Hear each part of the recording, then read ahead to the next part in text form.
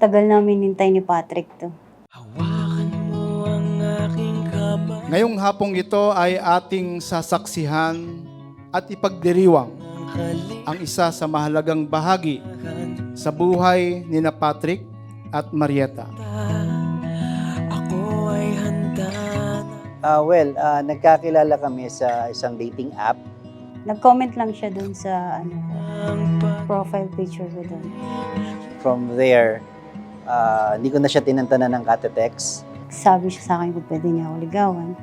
Actually, hindi naman siya talaga ligaw na, kumbaga parang sabi niya sa akin nun, hindi naman daw panliligaw ang pinatatagal.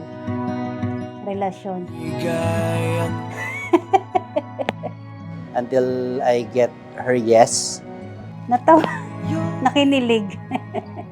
First time may gumawa sa akin eh. Parang isang panaginip ang muling mapagbigyan. Tayo'y muling magkasama. Ang dati ay baliwala.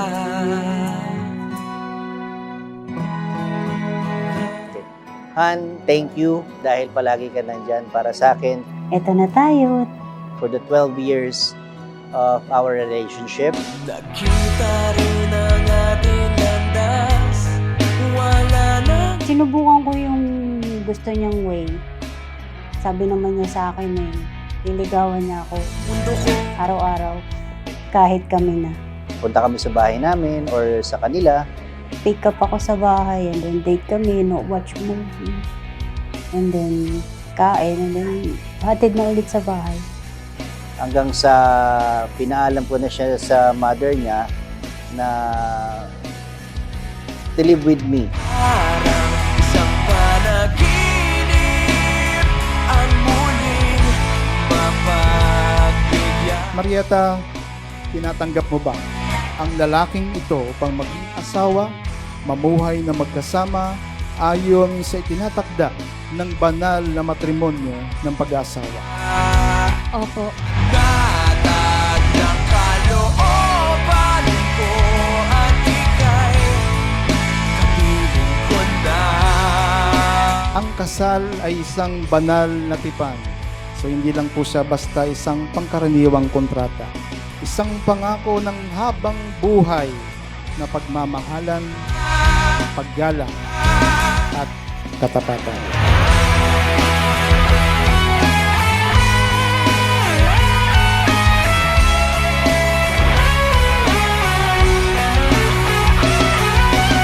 Maasikaso siya, maalagain, Consistent siya sa mga sinasabi niya.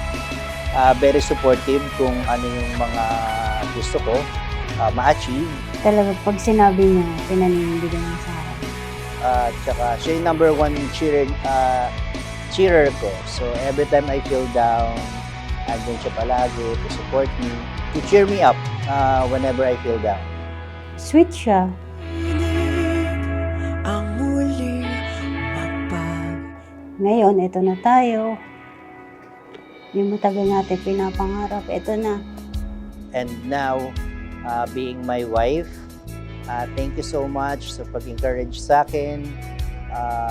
Always help me and also always support me with my decisions.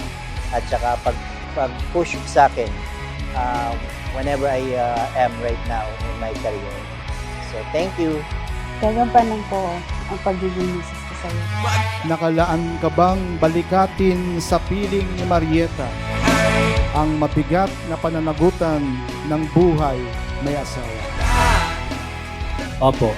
Patrick, maaari mo nang hagkan ang iyong may bahay.